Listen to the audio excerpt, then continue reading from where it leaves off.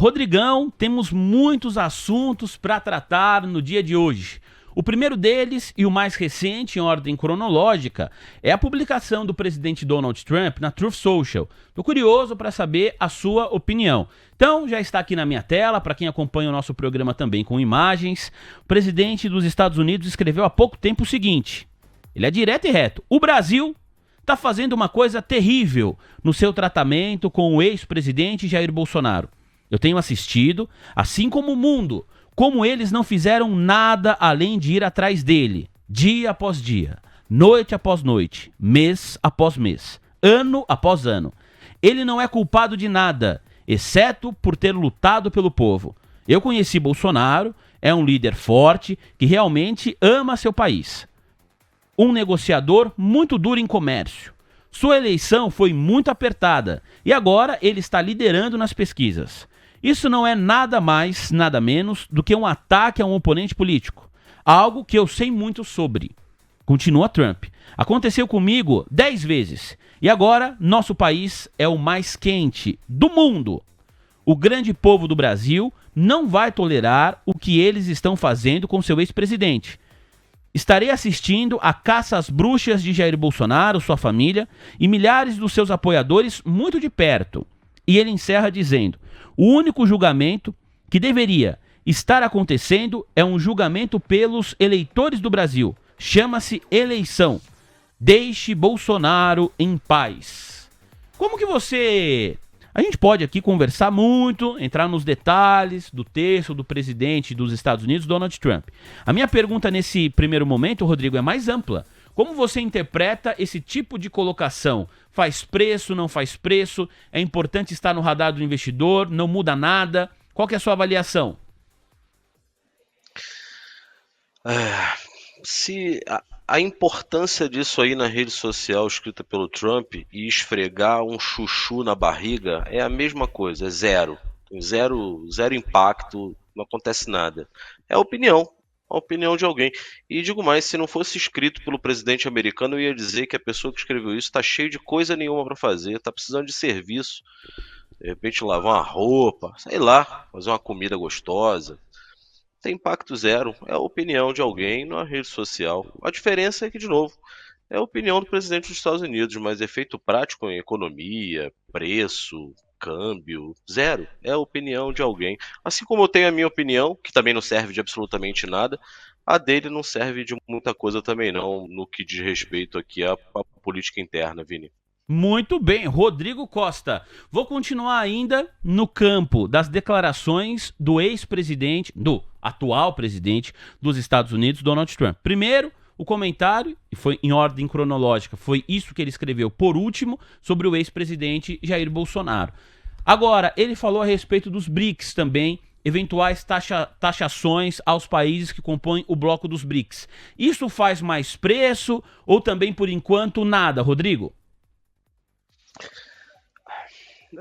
Acho que é uma resposta normal do mercado você ter algum tipo ou algum nível de volatilidade. Mas no médio e longo prazo, é dia após dia, é ver de fato se isso vai ter algum tipo de impacto, né? De novo, assim como as tarifas, isso é muito subjetivo, né? Parece que é alguém que ficou zangado porque está vendo outros amiguinhos ali brincando com a bola. E ele falou, zangado, né? Olha, se vocês continuarem fazendo isso, eu vou fazer aquilo. Qual é o efeito prático disso? Por enquanto, nenhum, né? A gente tem que olhar o que de fato é factual, o que é espuma. Isso é como as tarifas. Vou tarifar todo mundo. Tá, todo mundo quem, quanto, quando. É a mesma coisa. Vou tarifar ou eu vou chantagear, não importa. A quem fizer negócio com os BRICS, quem tiver algum tipo de aproximação. Tá, mas que tipo de aproximação? Ninguém mais vai poder comercializar isso? Ou que tipo de impacto? Para quem? Quando? Como? Qual vai ser o efeito disso no curto, médio e longo prazo? Ninguém sabe. Então é alguém que costuma ser o dono da bola, o dono do playground, e que aparentemente vive muito zangado, né? Vive muito zangado, uma pessoa que parece que tem muito rancor, e ali ele está expurgando tudo aquilo de ruim que ele ele, sei lá, né, vivenciou na infância. Sei lá, parece o comentário de alguém muito amargurado. Ninguém sabe de absolutamente nada e muito provavelmente nem ele. Da forma como se coloca, né? Então existem apenas incertezas e aí essas incertezas começam a ter impacto reduzido no curto prazo. Você, como eu falei, você vai ter algum grau de volatilidade por conta da notícia, mas quando você cai na realidade, os algoritmos param de trabalhar e o ser humano entra em campo, né, para tomar a atitude de comprar ou vender, ele vai olhar aquilo e falar, tá, mas foi um comentário de novo, é um comentário de alguém que parece que está muito zangado, mas que não dá muita especificação sobre o que vai fazer, quando vai fazer, se é que vai fazer. É apenas uma ameaça, ou chantagem, ou retórica, ou narrativa, aí como queiram chamar, vai de cada um. Mas é alguém zangado que está ali implicando. Não que o BRICS também tenha, sabe, alguma relevância, muito pelo contrário, você escuta os comentários, né, das pessoas que estavam ali ontem, a gente ouviu de novo de estocar vento e sol a coitada do Irã e coitado da Rússia, enfim, é um povo também muito doido, né, que está defendendo ali os seus interesses, normal, ok, mas que de fato, tirando o comércio interno, que quando você coloca em termos de balança comercial realmente é favorável, você não tem impacto nenhum geopolítico, não. Vamos continuar falando a respeito das tarifas, mas antes abrir um espaço, porque o dólar renovou máxima intradiária e o índice renovou mínima há pouco. Ibovespa, nova mínima, 140 mil com 27 pontos, o índice agora recua perto de 0,90%. WDOQ 25. Ó, o Ibovespa futuro tá na mínima do dia, hein? A Sandra já vai trazer a atualização. O dólar futuro, o WDOK, ou WDOQ 25, esse na máxima intradiária agora acaba de bater R$ 5,503. Portanto, o dólar futuro, momentaneamente, volta a ser negociado acima do patamar de 5,50. A alta beira 0,90%. Ibov renova mínima intradiária. Ó, o Ibov está pertinho de perder o patamar dos 140 mil pontos, hein, Sandra? Isso mesmo, Vini. O Ibov recua 0,89% agora aos 139.996 pontos. Essa é a nova mínima do dia para o Ibov, 139.996 pontos. O WINQ 25 recua 1,37% e renova a mínima do dia aos 141.825 pontos. 141.825 pontos é a nova mínima, Vini. Fechado, muito obrigado, Sandra Lacerda. Times and Trades da Nelógica para você. As corretoras que estão operando na ponta vendedora do mini índice no dia de hoje, gráfico diário. Ágora, que é a corretora do Bradesco, BTG, Merrill Lynch e JP Morgan, dando liquidez para os vendidos, XP, UBS e Ideal. Aí você repara bem aqui, ó, que essa linha em laranja, ela não é a linha que mais vende. A corretora que mais vende contrato do mini índice ao longo do dia é a corretora Ágora. Só que esta linha em laranja, que representa a corretora Merrill Lynch, observa como a linha dá um mergulho nos últimos 10 minutos. Então eu vou para o gráfico agora, no curtíssimo prazo de 15 minutos, e eu espero ver aqui a Merrill Lynch como sendo a corretora que mais opera vendida nos contratos do mini índice nos últimos 10 minutos. E é exatamente essa fotografia. Só que agora a Merrill Lynch está aqui sendo representada por esta cor verde. Então, no curtíssimo prazo, os clientes, os operadores de bolsa que operam utilizando a corretora da Merrill Lynch são os clientes que mais vendem contratos do mini índice, seguidos pela Ágora e também pela Genial. Dando liquidez aos vendedores, continuam os clientes que operam pela XP, UBS e Ideal. Tá bom, senhoras e senhores? Falamos a respeito de mini índice, falamos a respeito de dólar também para você. Dólar segue 2 pontinhos acima da região de 5,50. WDOQ 25, R$ 5,502. R$ 5,502, alta de 0,85%. Vamos continuar falando de tarifas. Matéria que saiu no portal G1, saiu no Poder 360, foi destaque também na Mover, a agência de notícias do TC. Esta é assinada pela Isabela Bolzani. Tarifaço de Trump. 5 dos 10 itens mais vendidos do Brasil para os Estados Unidos tiveram queda com as tarifas. Você, Sandra? Na próxima quarta-feira, termina a pausa de 90 dias no programa de tarifas recíprocas imposto pelo presidente dos Estados Unidos, Donald Trump.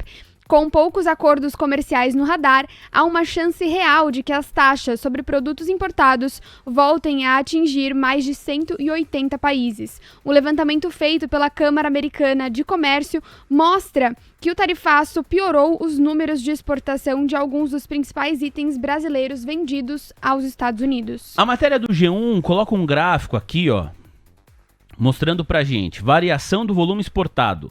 Dados correspondem aos 10 produtos brasileiros mais vendidos aos Estados Unidos. Então nós temos aqui, me parece, viu, Rodrigo, que esses foram os produtos que tiveram maior impacto pós-tarifaço de Donald Trump. Então nós temos óleos brutos de petróleo, semi-acabados de ferro ou aço, café não torrado, aeronaves, ferro gusa, sucos de frutas, carne bovina, celulose, óleos combustíveis de petróleo e equipamentos de engenharia. Aqui a gente sai daquele campo, né, da opinião, que nós começamos o programa com ele, a opinião do presidente Donald Trump sobre o ex-presidente Jair Bolsonaro. A opinião do Trump sobre eventual tarifa para países que negociarem com os BRICS. Tudo muito subjetivo. E agora a gente vai para dados concretos da Anshan. Quero saber se isso aqui pode preocupar, se era algo já esperado, dado o patamar das tarifas. Qual que é a sua avaliação, Rodrigo? Isso deveria estar na curva de todo mundo, né? Deveria, pelo menos. Não tem como esperar alguma coisa diferente. É lógico que o impacto viria, e eu tenho dito isso constantemente. É um jogo de perde-perde. É um jogo de perde-perde do Brasil para os Estados Unidos com o Brasil. É um jogo de perde-perde dos Estados Unidos com a China, China e Estados Unidos. É um jogo de perde-perde dos Estados Unidos com a União Europeia com os Estados Unidos. É um jogo de perde-perde, é um jogo de perde-perde para todo mundo, Vini. É um tanto quanto ilusório achar que os Estados Unidos será superavitário, por exemplo, em detrimento à China. Os Estados Unidos é superavitário em detrimento ao Brasil, por exemplo. Algumas coisas serão melhoradas, outras aperfeiçoadas, outras não terão mudanças, por óbvio. O que a gente precisa entender é que o ritmo ele está sendo imprimido pelos Estados Unidos e é de acordo com a sua vontade e necessidade. Não é imprimido pela vontade da União Europeia, muito pelo contrário, não é imprimido pela vontade e demanda da China, apesar do que eles continuam tentando, e talvez seja o ponto mais, o elo mais fraco dos Estados Unidos, porque eu acho que houve uma decepção geral do presidente Trump e da cúpula americana em relação à resiliência chinesa e agora japonesa, como a gente tem visto. Então, por óbvio, né, alguns produtos e subprodutos cairiam, né, o fluxo, o volume no comércio internacional. Mas, de novo, é de acordo com a necessidade e a vontade dos Estados Unidos, tendo em vista, por exemplo, terras raras. Vou dar um exemplo bem prático. Os Estados Unidos é o maior, em termos de país, não em bloco. Os Estados Unidos é o maior comprador de café arábica, e esse maior comprador de café arábica, ele compra do maior produtor e vendedor de café arábica do mundo. É um paizinho pequenininho, lá da América do Sul, chamado Brasil. E aí o que acontece? O americano vai parar de beber café? Eu duvido muito. De novo, Trump ele necessita da opinião popular, ao contrário de Xi Jinping. Se o povo, sabe aquele filme tradicional americano, as séries americanas, que todo mundo quando vai para academia, sai da academia, vai para o trabalho, vai para a escola, passa numa cafeteria e compra um café? Você já imaginou um filme americano sem café? Ou o dia a dia do americano sem aquele chafé ralo ruim pra caramba?